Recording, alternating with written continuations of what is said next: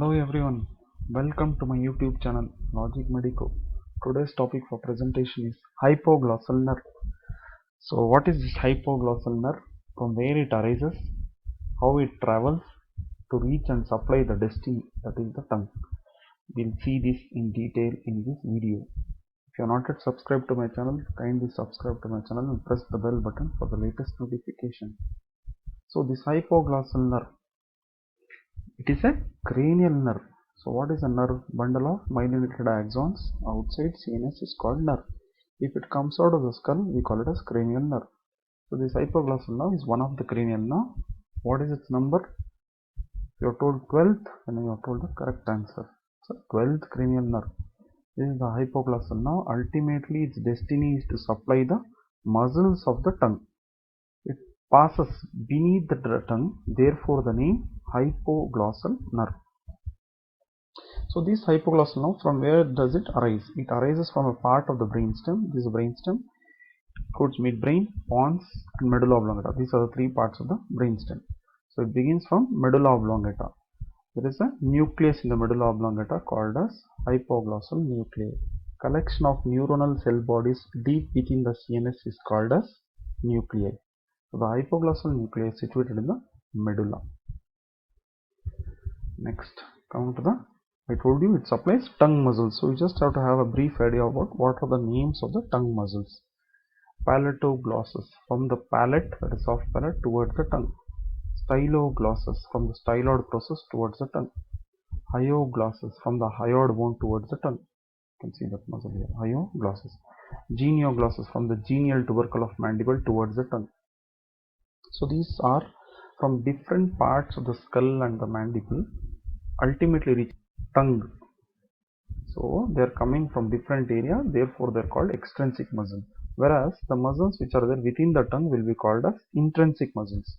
They are superior longitudinal muscle, inferior longitudinal muscle, this one, verticalis linguale, this horizontally oriented you can see, that's transversus linguale. These are the tongue muscles. In fact, all the tongue muscles are supplied by hypoglossal nerve except this muscle called palatoglossus. This muscle is actually belonging to palate. Because the name is palatoglossus, it is a muscle of palate also, it is described as muscle of tongue also. So it is supplied by 11th cranial nerve, this palatoglossus. Okay. So the hypoglossal nerve emerges out of the medulla oblongata. After that, it leaves the cranial cavity through a canal called as hypoglossal canal. Since it is in anterior to the condyles, the occipital condyle, this canal is also called as anterior condylar foramen. So this hypoglossal nerve, when is joined by the branches of cervical plexus, C1, C2, C3 will form a plexus. So it is joined by cervical plexus nerves, especially the general somatic fibers from C1 and C2 nerves. So these general somatic fibers from C1 and C2 nerves will take the help of hypoglossal nerve. So they hitchhike the hypoglossal nerve to supply ultimately the infrahyoid group of muscles. So they hitchhike the hypoglossal nerve, cranial nerve 12, to supply the infrahyoid muscles. Also, some of the fibers pass backwards to supply the dura mater of the posterior cranial fossa. I am talking of cervical nerves. Okay, taking the help of hypoglossal nerve to reach different places, infrahyoid muscles and the dura mater of the skull. The course of the hypoglossal nerve is very simple. It passes downwards, that is inferiorly, then medially to the angle of the mandible. This is the angle of the mandible. It passes downwards and medially. So ultimately it passes deep to this mandible because tongue is within this and curves anteriorly and enters to supply the tongue. So that is the course of hypoglossal. You can see that now clearly. See? Okay. So this cranial nerve, hypoglossal nerve, ends by supplying the tongue muscles. So by giving many branches.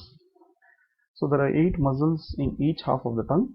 7 muscles out of the 8 will be supplied by hypoglossal nerve, except the one muscle I told you from soft palate to the tongue. It's called palatoglossus. Palatoglossus is actually a soft palate muscle. So it is supplied by 11th cranial nerve, this palatoglossus.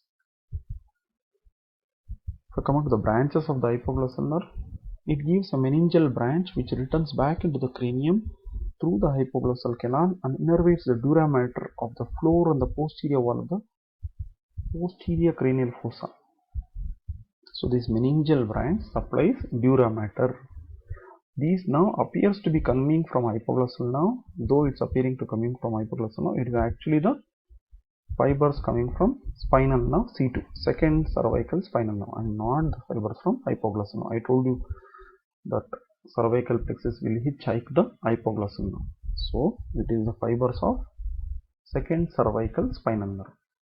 Another branches are there. Other branches, they are superior root of ansa cervicalis. Ansa cervicalis is a loop of nerve in the carotid triangle. So these branches joins the hypoglossal nerve to supply the infrahyoid muscles. They are sternohyoid, sternothyroid, and omohyoid. This branch actually conveys only the fibers from cervical plexus, that is the loop of nerves between C1 and C2 nerve fibers that join the nerve outside the cranial cavity. Therefore, they are also not the fibers of hypoglossal nerve. Some of the fibers continue past the descending branch to reach one more muscle called thyrohyoid muscle. This also belongs to infrahyoid muscle. So ultimately, hypoglossal nerve is giving drop to too many nerves of cervical plexus, supplying the dura mater and the infrahyoid group of muscles.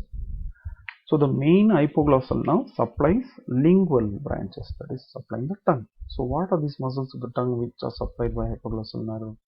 Number 1, styloglossus, from styloid process to the tongue.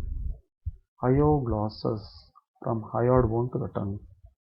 Genioglossus, from genial tubercle of the mandible to the tongue. Superior longitudinal linguale. On the upper portion there is a longitudinal bundle of muscle, it's called like that. Inferior longitudinal linguale. In the lower portion of the tongue there is a longitudinal bundle of muscle fiber, they are called inferior longitudinal linguale.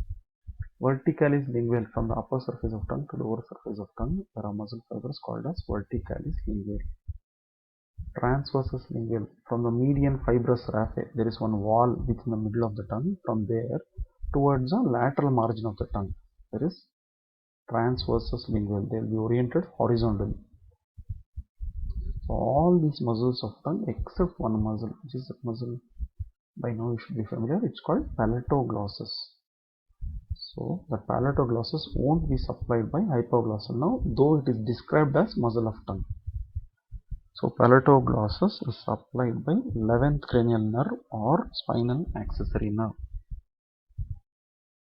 So it's the same thing, branches of hypoglossal nerve. It doesn't supply this, but this is a muscle of tongue. It supplies the styloglossus, hyoglossus, genioglossus, from styloid process, from hyoid bone, from genial tubercle to the tongue. Glossus means tongue.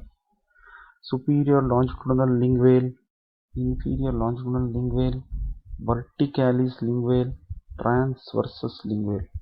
This is also muscle of the tongue, but they are within the tongue, so they are called intrinsic muscles. All these muscles are supplied except this muscle, palatoglossus. So coming to the clinical implication of this topic, why you have to know about the hypoglossal nerve. In this patient, we can see the left side of the patient, the tongue muscles are normal contour of the tongue is there, normal shape of the tongue, whereas the right side there is wasting of the tongue muscle. So the tongue muscle is thinned out. To make out clearly, the tongue is bulkiness of the tongue is reduced, right? So this is due to damage to which nerve? Definitely hypoglossal nerve palsy. Which side? Option right side, left side. If you are told right side, then it is a correct answer because it appears left for you, but for the patient it is right side, this one. So whenever for the muscle to survive, two things are required actually. One, the blood supply. Second, the nerve supply. I repeat, for the muscle to survive, two things are required: blood supply and nerve supply. If the blood supply, the lingual artery is occluded, or if the nerve is damaged, the muscle will undergo paralysis or palsy. So here we can see the muscle is dead, or there is thinning out of the muscle, atrophy of the muscle, wasting of the muscle, all means the same. That is seen in hypoglossal nerve palsy. This person will have defects in the speech related to the tongue. So what are those? You are experts in that. You will be able to know. Like ilda, tilda, you will tell with the help of a tongue only, na? Ilda. So tongue is going and touching the tooth. So it's called lingodental words. Similarly, such words, if you know any word starting from tongue, using the tongue, you can comment in the video below. Below the video section, you can comment. I'll really appreciate that, so that others also can learn from this. Like and share this video with your family and friends. Don't forget to press the thumbs up button.